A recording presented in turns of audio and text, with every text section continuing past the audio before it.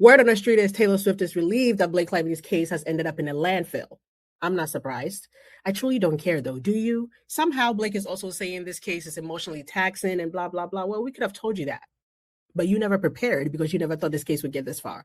Blake Lively walked into federal court with a strategy, not a lawsuit. That distinction matters more than almost anything else that has happened in this case. Because when you understand that the filing was designed to generate pressure rather than produce a verdict, the entire arc of what followed starts to make a different kind of sense. 10 of 13 claims dismissed. A settlement conference scheduled. A People magazine source carefully managing the narrative of emotional toll. None of this looks like a woman who prepared to litigate. It looks exactly like a woman who prepared to win before the doors of a courtroom ever opened. That is where we begin today. Not with the drama of who said what on a film set, and not with the question of whether Taylor Swift is, or is not planning a summer wedding.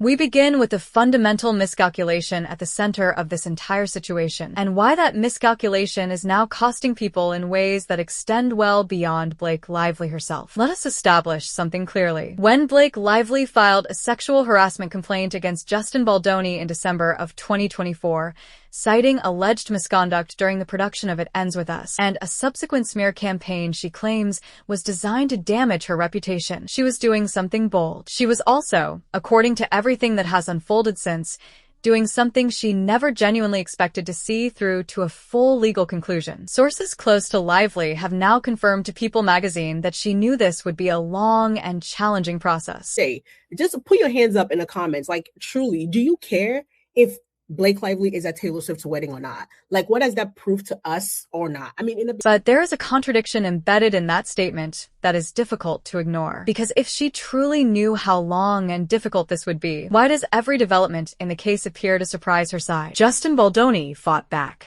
That was the first surprise. His legal team did not issue a quiet apology. They did not allow the narrative to be shaped entirely by Lively's initial filing. There is an article in People magazine today saying Blake Lively didn't start this lawsuit thinking it would be easy. And I think what they meant to write was Blake Lively didn't mean to start this lawsuit at all. She never thought it would go past 24, 48 hours where Justin Baldoni and, Jamie Heath, the Wayfair parties.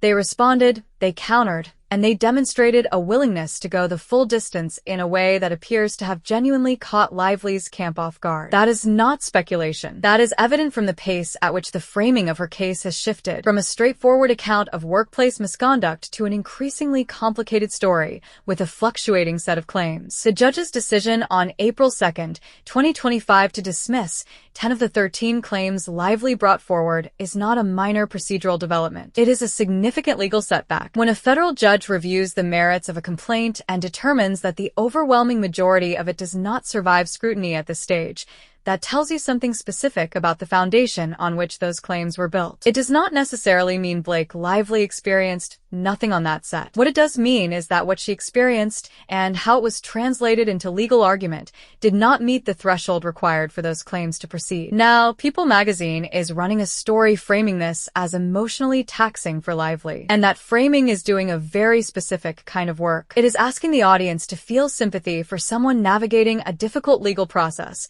while quietly asking them not to notice that the difficulty of this process is substantially connected to strategic choices that were made long before the filing ever happened. Nobody forced this lawsuit to be filed in this way. Nobody forced the inclusion of claims that were subsequently dismissed. And nobody forced the decision to go public with a kind of detail that made this case a media spectacle rather than a private legal proceeding. That word, spectacle, is important here because this case did not become public by accident. It became public by design.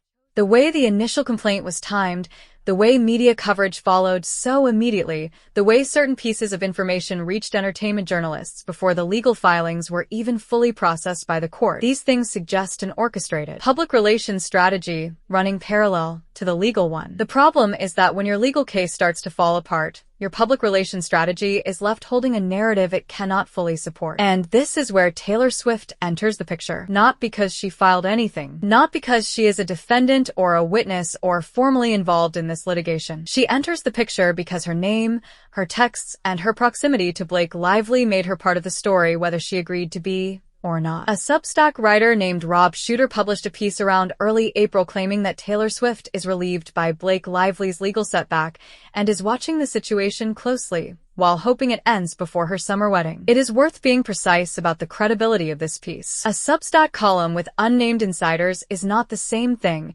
as verified reporting from a journalist with a documented relationship to the people involved. The sourcing here is thin, but what is interesting is not the claim itself. What is interesting is why this kind of claim circulates so readily and why audiences find it so plausible. The answer is that the dynamic between Taylor Swift and Blake Lively has shifted in ways that people can feel even if they cannot point to a specific moment where the shift occurred. For years, these two women were presented as a picture of genuine friendship, the kind of friendship that gets photographed at 4th of July parties and written about in glowing profile pieces. When Lively's complaint against Baldoni became public, Swift's name appeared in the filing through referenced text messages, and suddenly one of the most carefully managed public personas in the entertainment industry was connected, however tangentially, to a messy and increasingly contentious legal dispute. Swift has not commented. She has not issued a statement. She attended the Rock and Roll Hall of Fame ceremony. She released music. She conducted herself publicly as if none of this were happening. And that silence is itself a form of communication. Whether that silence means relief,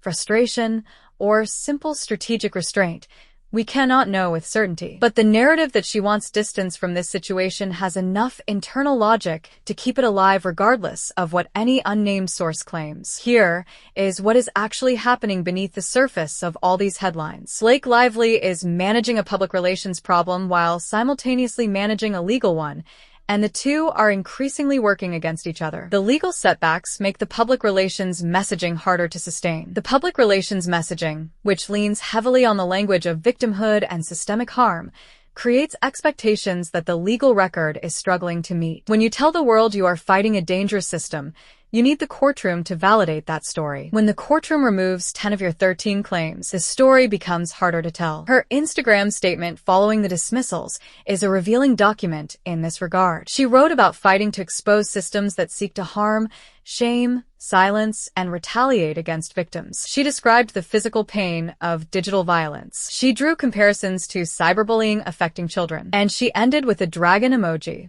That last detail is either so minor it should not matter, or so telling that it says everything, depending on your read of the person behind it. The dragon emoji became a reference point because there are reportedly text messages in which Lively compared herself to Daenerys Targaryen from Game of Thrones, a character whose narrative arc involves someone who believes her cause is righteous, making choices that cause tremendous collateral damage. Whether or not Lively intended that connection, it is the connection people made. And in a case that has always been as much about perception as it has been about facts, perception is not a small thing.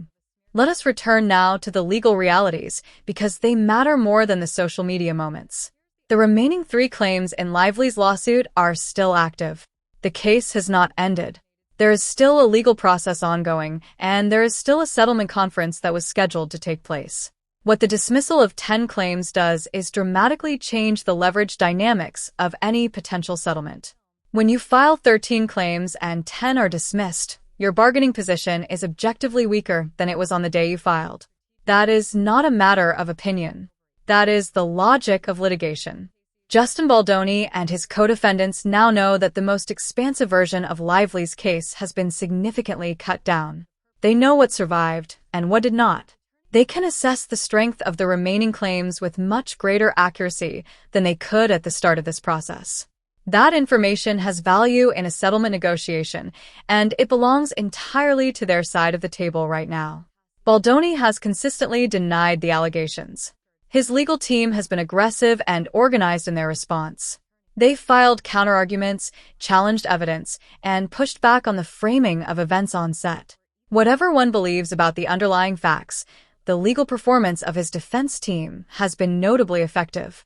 Achieving the dismissal of 10 claims is a significant outcome that reflects either strong legal argument, weak opposing evidence, or both. The People magazine article and the unnamed sources feeding it information are performing a specific function right now. They are keeping Lively's public image as a sympathetic figure alive during a period when the legal record is not supporting the most dramatic version of her narrative. Sources describe her as focused, grounded, kept stable by her responsibilities as a mother. They describe the process as emotionally taxing but frame her as resilient rather than defeated. This is standard crisis communications work. It is also slightly transparent once you know what to look for. The choice to mention her children and her family in this context is deliberate. It connects her to an identity that is universally sympathetic and shifts the conversation away from legal specifics toward emotional ones. A mother dealing with a difficult situation is a story that audiences engage with instinctively. It is harder to scrutinize someone who is framed primarily as a parent protecting her family's stability than it is to scrutinize a litigant whose case is falling apart in federal court. None of this is to say that Blake Lively is lying or that nothing inappropriate happened during the production of It Ends With Us. The legal process has not concluded, and a final judgment has not been reached on the claims that remain. What is worth examining, though, is the gap between the confidence with which this case was launched and the tentativeness with which it is now being discussed. Between the sweeping language of the original complaint and the careful management of the narrative following a major judicial setback. That gap is where the real story lives. Taylor Swift, for her part, is in a genuinely uncomfortable position. She did not choose to have her name appear in a federal filing. She did not consent to being a supporting character in Blake Lively's legal narrative. Whatever texts she sent were private communications between friends, now entered into a public legal record and analyzed by strangers. That is a real violation of something, even if it is not a legal one. And the reported frustration that sources attribute to her, the sense that this did not need to go this far, that ego took over, that the fallout has been real for people around Blake, all of that has the ring of emotional truth even if the specific sourcing is not verifiable. Friendships at that level of fame are genuinely complicated things. The public performance of a friendship and the private reality of it are often quite different. Taylor Swift and Blake Lively presented a friendship to the world that was warm and visible and mutually beneficial in a publicity sense. Whether that friendship can survive a situation in which one person's legal strategy has dragged the other person's private communications into a public court document is a question only the two of them can answer. But the fact that reporters are writing about the wedding guest list tells you something about the temperature of that relationship from the outside. The wedding guest list angle is worth addressing directly because it has been given disproportionate weight in the coverage of this story. Whether or not Blake Lively attends Taylor Swift's wedding, assuming a wedding takes place and a guest list exists in the form being described, is a personal and private matter between two adults. It is being reported as if it carries enormous symbolic weight, as if Blake's inclusion or exclusion would somehow define the moral conclusion of this entire situation. It does not. Weddings are not verdicts. A guest list is not a court ruling. The framing of this as a meaningful development says more about the media ecosystem surrounding celebrity culture than it does about the case itself. What does carry meaning is the state of the legal proceedings. The remaining 3 claims will either survive further challenges, reach a settlement, or proceed to trial. Each of those outcomes has different implications for the people involved. A settlement would close the case without a public airing of the full evidence. A trial would produce testimony, exhibits, and a record. The question of which outcome serves Lively's interests and which serves Baldoni's is now genuinely open in a way it was not 6 months ago. The scheduled settlement conference is a procedural moment that courts use to encourage parties to resolve disputes before trial. Judges order these conferences precisely because trials are expensive, unpredictable, and time-consuming for everyone involved, including the court itself. The fact that this conference was ordered does not mean a settlement will happen. It means the court is creating a formal opportunity for one. Whether both sides walk away with an agreement, or whether the case continues toward trial, depends on what each party believes the remaining claims are worth and what they are each willing to accept. What we are watching in the media coverage around this settlement conference is both sides positioning themselves for what happens next. Lively's camp is feeding the narrative of emotional resilience and quiet determination because a sympathetic public image helps in a negotiation where your legal leverage has diminished. Baldoni's team is not talking publicly about much, which is the appropriate posture for a side that currently holds the stronger cards. Silence from a legally stronger position is a classic negotiating stance. The broader cultural conversation around this case is worth acknowledging as well, because it has taken on a life entirely separate from the legal proceedings. The case became, for a period, a flashpoint in discussions about how women in Hollywood navigate power, misconduct, and the machinery of reputation management. Some people read Lively's complaint as a courageous act of exposure by a woman using her platform to challenge a system that protects powerful men. Others read it as a sophisticated use of that same system to deploy legal mechanisms strategically against a professional rival. The truth, as is almost always the case with situations this complex, almost certainly contains elements of both and resists simple categorization. What the judicial record shows us is that the complaint, as filed, overclaimed. 10 of 13 claims dismissed is a significant number. That does not mean the 3 remaining claims lack merit.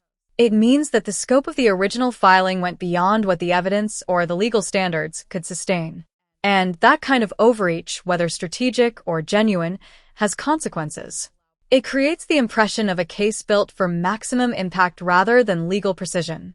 It invites exactly the kind of scrutiny that has made this situation so complicated for Lively's public image. People who are following this case with genuine interest deserve to understand those distinctions. The difference between a claim being dismissed and a claim being proven false is real and significant. A dismissal can mean the evidence was insufficient, the legal theory was flawed, or the standard of proof was not met at this stage. It is not a definitive declaration that nothing happened, but it is a meaningful statement about the strength of the argument that was presented, and it matters. As this situation continues to develop, the most useful thing any observer can do is resist the urge to collapse it into a simple story. It is not simply a story about a brave woman fighting back against a powerful man. It is not simply a story about a calculated attack dressed up as a victim narrative. It is a story about power, strategy, friendship, ego, legal process, and the way celebrity culture turns complicated human situations into content. Each of those elements is real. None of them alone explains everything. What we do know is this. A case that was filed with considerable public force has been substantially reduced by a federal judge. The person who filed it is managing that reduction carefully through strategic media placements. The person she filed it against has fought back more effectively than anticipated. A third party whose only connection was friendship now finds herself navigating the residue of a situation she never chose to be part of. And somewhere in the background, the actual human experiences that started all of this, whatever happened on a film set in 2023, remain as contested and unresolved as they were the day this story first broke. That is the real story. Not the wedding. Not the dragon emoji. Not the unnamed insiders and the Substack columns. The real story is about what happens when powerful people make high-stakes decisions without fully accounting for the costs, and how everyone connected to those decisions ends up paying some portion of a bill they never agreed to. Stay with this one, because the settlement conference has happened or is about to happen, and what comes out of that process is going to reshape every part of this narrative once again. The ending of this story has not been written yet, but the direction it is heading has become considerably clearer.